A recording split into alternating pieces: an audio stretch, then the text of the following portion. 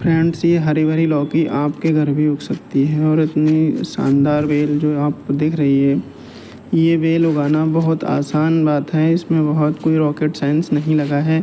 मैं आपको अभी कुछ सिंपल स्टेप्स बताने वाला हूँ इस वीडियो में, जिसको फॉलो करके आप अपने यहाँ भी अच्छी लौकी उगा सकते हैं और वह भी बिल्कुल ऑर्गेनिकली, यानी कि उसमें कोई भी आपको रसायन खाद नहीं डालनी है और ना ही कोई आपको बाहर से लाकर बाज़ार से कोई उसमें पेस्टिसाइड डालना है। सारी चीज़ें घर पर ही बनेंगी और सारी चीज़ें घर में से ही यूज होंगी और आपकी ये लौकी हरी भरी रहेगी। इन हरी भरी लौकियों में आपको अच्छे फल और स्वस्थ फल देखने को मिलेंगे और फल बहुत ज़्यादा मात्रा में आपके लौकी में लगेंगे। तो फ्रेंड्स, वीडियो में बने रहिए। उससे पहले मैं चाहूँगा कि आप इस वीडियो को लाइक करें और सब्सक्राइब करें। मैं आगे इस वीडियो में आपको बताने जा रहा हूँ कि हम किस तरीके से लौकी की बेल को स्वस्थ रख सकते हैं घर की चीज़ों से ही और उसको ऑर्गेनिकली ग्रो कर सकते हैं, जिससे कि हम की जो पेस्टिसाइड वाली लौकी जो आती हैं बाज़ार में, उनको खाने से बचें और स्वस्थ भोजन हम खा सकें। तो फ्रेंड्स, मैंने इसमें लौकी के बेल को जो उगाने के लिए हमने जो यूज़ किया था वह कंपोस्ट यूज़ किया है। मिट्टी में कंपोस्ट मिलाकर और थोड़ी सी रेत मिलाकर वहाँ पर हमने बीज लगाया था और ये बीज किसी पेड़ की छांव में लगा हुआ है। और हाँ, पेड़ की छांव में लगाने का यह मेरा उद्देश्य रहता है कि पेड़ की पत्तियाँ जो होती हैं वो गिरती रहती हैं सूखती हुई और उनसे कंपोस्टिंग खुद ब खुद होती रहती है।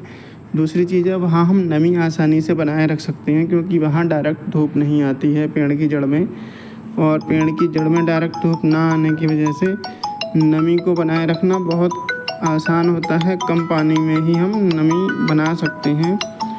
तो ये दो चीज़ें मैंने ध्यान में रखकर इस लौकी को लगाया था पेड़ की छाँव में, और पेड़ की छाँव में लगाने के बाद इसमें मैंने कंपोस्ट डाली थी गोबर की। गोबर को मैंने सड़ाकर 15 दिन पानी में घोल के रखा था, आधा पानी और आधा गोबर। उसको सड़ जाने के बाद 15 दिन के बाद मैंने उसका यूज किया था। 15 दिन में पौधा जो था इसमें 6 से 7 पत्तियां हो गई थी, तो उसमें डाइल्यूट करके मैंने पानी डाला था गोबर का।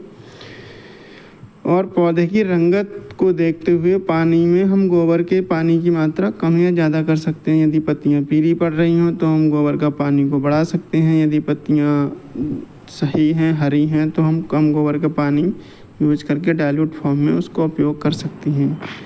जब फूल पर पौधा आ गया था उसके बाद हमने इसमें डाला था सरसों की खली का पानी। सरसों की खली के पानी से इसमें फ्रूटिंग बहुत तेज़ होती है और फ्लावरिंग बहुत तेज़ी से होती है। फ्रेंड्स, उसके बाद हमारे सामने दिक्कत आई थी तीसरे नंबर पर, वह ये थी कि अधिक बारिश होने के कारण वहाँ पर, जैसा कि मैंने आपको पहले बताया था कि धूप मिट्टी में लगती नहीं है, लगातार बारिश होती रही थी सीज़न में, तो वहाँ फफूंद या कहते हैं फंगस लग गई थी। तो फंगस लगने के बाद उस जगह को हमने थोड़ा सा चूना घोलकर पानी में बह डाला था वहाँ पर फंगस को हटाने के लिए, और पता नहीं उससे कितना % हटा या कितना नहीं हटा। और जो फल सड़ रहे थे फंगस की वजह से, फंगस लगने के टाइम उन पर हमने हल्का सा जो विम बार का जो लिक्विड आता है उसका पानी यूज किया था। तो उसके बाद से जो फल थे वो सड़ने बंद हो गए और वो जो फंगस थी वहाँ पर ख़त्म मिट्टी में हो गई थी, कम हो गई थी, बारिश भी कम हुई थी। और उसके बाद आता है टाइम फ्रूटिंग का। फ्रूटिंग और फ्लावरिंग उसके बाद स्वस्थ हुई थी और अच्छी हुई थी, लेकिन फल जो थे वह अभी भी पनप नहीं रहे थे। तो शुरू में स्टार्टिंग में मैंने इसमें हैंड पॉलिनेशन यूज किया था, जिससे कि 6 या 7 लौकी बनी थी उसमें उस टाइम। और 6-7 लौकी में से बनने के बाद में उसमें से कुछ लौकियां बंदर खा गया था, बाकी के हमने यूज की थी, काफ़ी स्वस्थ और अच्छी लौकी थी।